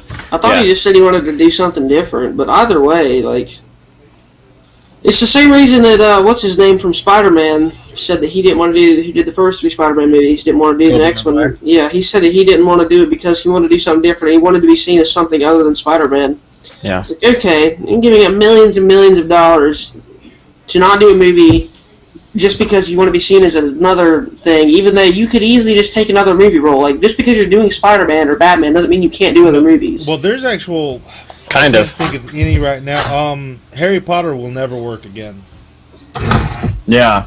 He'll never be seen as anything but Harry Potter. He's at 8 movies. You better hope you're getting paid from him and keep the royalties, because you'll never be anything other than Harry Potter. Yeah, he did that one horror movie. Yeah. I forget what it's called that you're talking about. And it's all about why is Harry Potter in a horror movie. Yeah. He is no longer he no longer has his own identity. He is the character because that much has been invested. The thing is, I don't think Christian Bale ran that risk. I don't think Christian Bale is... I don't look at Christian Bale and say, oh, Batman. No, I see Newsies, dude. That's Jack from Newsies. Yeah. That flew over my head. American Psycho. He did that one. I didn't see American Psycho. I saw Newsies. Was a Disney musical, came out in the 90s. Okay. At least Johnny Depp doesn't have that problem. See, that's one of the problems Johnny Depp's actually running, is that he's becoming too synonymous with pirates, in my opinion. Yeah. Look at the Lone Ranger, that new one they did where Johnny Depp's in there. He's that same type of character that's kind of weird makeup, out there a little bit. Mm-hmm. Well, I think that signifies a bad actor. No, it just signifies Johnny Depp is To not me, a bad actor. if you are an actor that you are famous for one role, and then when you finally get a major opportunity to play a different role, and people still think that you're like playing the same character in a different story, then that tells me that you're not a powerful enough actor to be able to draw people into whatever story you're currently in your new character. The only exception I would say for that is Harry Potter, because I think Harry Potter is arguably one of the most iconic movie/book series of all time, if not possibly the most. Probably. So, and also there've been so many of them. It's not like it's a trilogy. There's 8 of them. Yeah. That's a lot. So how come Harrison Ford didn't have that problem with Indiana Jones or with Han Solo? both two of which movies are the greatest, still classics of all time. Yeah. Because he's a fantastic actor and he has the ability to bring you into any character. Give me a timestamp on this, and we'll contact Geeked Out Sim and have him come settle this discussion for us. Okay, that's fine. There's a plug for somebody else. Did you get If he ever comes on the show, for the Ben Affleck Sim, thing? you can make it. Yeah, I hadn't contacted him in a while. I need to give him a shout. You should. Everybody go spam the channel of Geeked Out Sim. He's got like 1K subs. We've been trying to get him on the show for a while. Just started his own website. Opened a website. And Nice. he expressed interest in coming on the show, but we've never really been able to work it out schedule-wise. So go spam his channel and tell him that 3-Bar Exploits wants him on the show and to make it happen. For sure. If you guys ever want to do a thing for indie games, I've got a really good guy for that. Cool. I would like that. I don't know about some other people. Just saying. But I got your chef to hook it. Bondfire, don't take shots at us. isn't that the whole point of the show? I still don't like the fact that I'm getting dragged into the fanboy category with Whackman. I'm dragged into the PS4 fanboy one. I mean, I'm the but that's PS4 because guy. You're blatantly supporting PS4 way more than the Xbox One, which is fine. That's the decision you want to make, but Yet I'm buying it's both. accurate. If that's the decision you want to make, if you want to swallow that cyanide pill, you go right ahead, but I'm not going to give you any water to drink it and fall. But see, no, that's the thing though, is I think it's, I recognize that for someone like you, like the interest that you have and the games that you like, the PlayStation probably is a better option. So I don't have any problem with you choosing the PlayStation. I don't think it's a bad decision for you. But Whackman owns like 6 games. He owns like 6 games, and I own like 45. Like, how am I equated into that? Multi-game elitist. Oh man. I mean, what do you want? I play what I want to play. I play what I like. You know, I can only play one game at a time. I can only put one. Really? That's unfortunate. You need to learn to multitask, buddy. I think Yeah, that's you've why never they actually lived- went with the Xbox One. You've never lived until you played nice one, Counter-Strike nice one. on I see your what you did PC and Call of Duty on your Xbox at the same time Wow. and failed So- horribly So, at no, it. wait a minute. Is PlayStation 4 going to be able to play 4 games at one time? You're darn right. Whatever. Lies. It splits the screen into 4. lies! They lied! Sony lies! We're not getting into that. Go check out Whackman's Rage video. He just put it out. If you want to check it out. The Sony lies video. They lie. They're lying. That was That hilarious. was fun, dude. Just to go back and put that clip together was a blast. I'm watching New that Year after outro this. gave me nightmares. Did it really? Not really, but it was a bit disheartening. Literally, figuratively, literally. Not literally. Isn't that the same thing now? Yeah, that's what I was about to say. I mean, That's not the literally, not literally in the actual sense of the word that it's supposed to be. Like I gotta wait to skip ads on my own video. That's right. Yeah. Oh, good. So back to Ben Affleck. I don't want to talk Yeah. about Ben Affleck anymore. I don't. George Clooney did Batman, which I Too didn't aggravated. Yeah, George Clooney did do Batman. What has Ben George Clooney was the Affleck even best been in Batman. recently that's been like? Argo. I know. I asked my parents last night what has he been in. That's what they said, and I didn't see that. So It's actually a really good movie. We said the same. I recommend it. about Heath Ledger. Well, that's the argument here. But I don't think Heath Ledger had any major roles That's for that, tryhard. All right. that we gonna identify Heath Ledger with. I mean, before The Dark Knight. With Ben Affleck, I mean, he's won 2 Academy Awards, so I couldn't tell you what movies they were for, but obviously we're going to associate him with those types of movies, and the big blockbuster of a movie, Daredevil. Anyone forget that one? That's actually what I saw. They said, you screwed up Daredevil so bad. What makes you think you could possibly do Batman? Yeah. I don't know. I didn't see the movie. I don't know. That's the. I think I saw it like years ago, but I couldn't tell you. Because I was looking at the list of potential Batman candidates, and one that caught my eye that I think would be good, since Christian Bale isn't going to do it, was Josh Brolin. He recently did Men in Black 3. And I think he's a fantastic actor. He kind of has that dark image, I I don't know. I just thought he would have done a great job for it.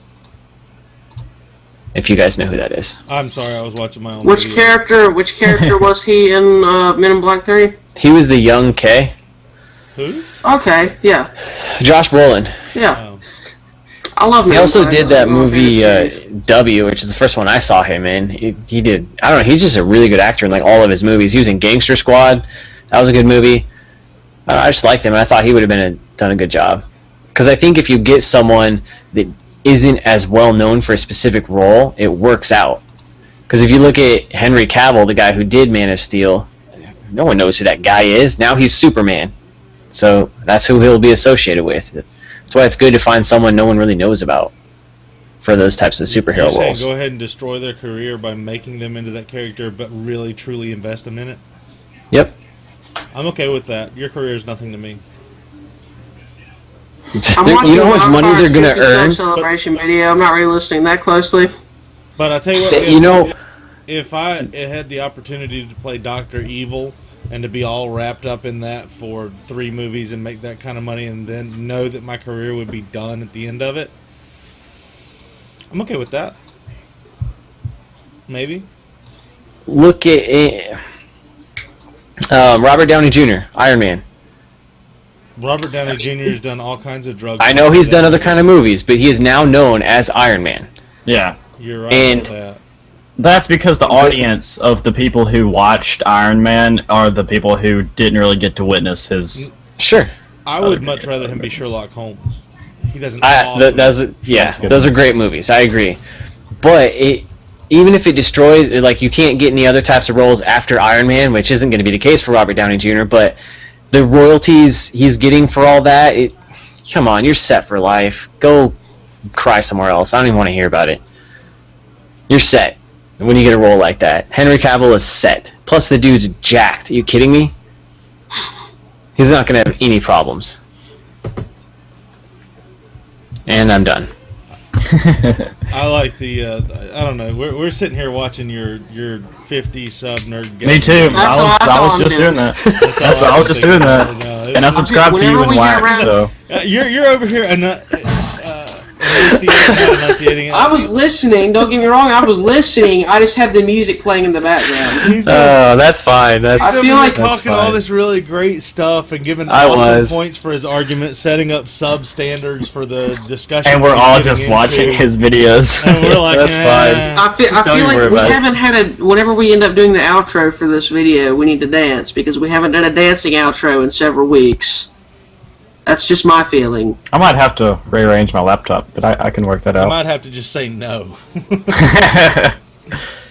Well, for sure next week we're doing one because it is the 15th episode of 3-Bar Exploits. It's a really blue shirt.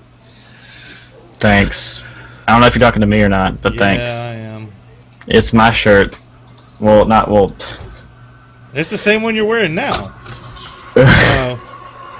Look, it's my try hard shirt. This isn't very good radio.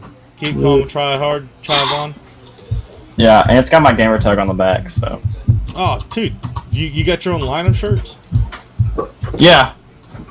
I don't know if you can see that. I try hard, engage.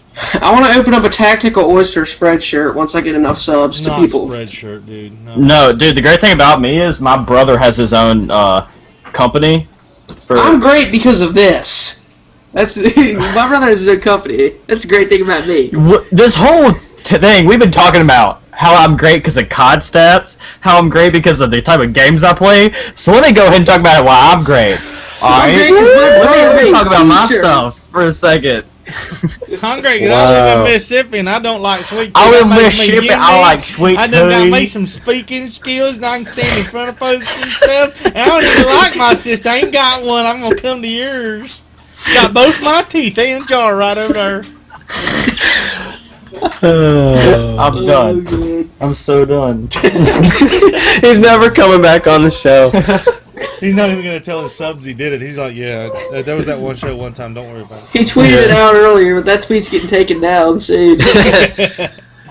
Like, I have no association. Oh man. But as I was saying, my As brother you has say. has his own company, and that's what I do it through. Cool. What's so bad about Spreadshirt, Wackman? There are better companies that put out better shirts for cheaper prices. Like Right. what? Like what companies? I'll get with you after the show. Okay. I mean, I don't want to bash on Spreadshirt if they want to cut me a break or whatever, but I'll just tell you what I've heard later. All right. Cool. So that's it for 3-Bar Exploits episode number 14. We got past 13, which is awesome. Milestones are being broken every week. Please make sure that you come back. If you want to get on the show, send us a message. Make sure you tweet us with the hashtag 3-Bar Exploits. Let Strictly Business Gaming know how much we appreciate their hooking us up with the ability to continue to make this show better and better for you every single week. We'll be back next Tuesday with another episode. Thanks. Have a great day. See ya.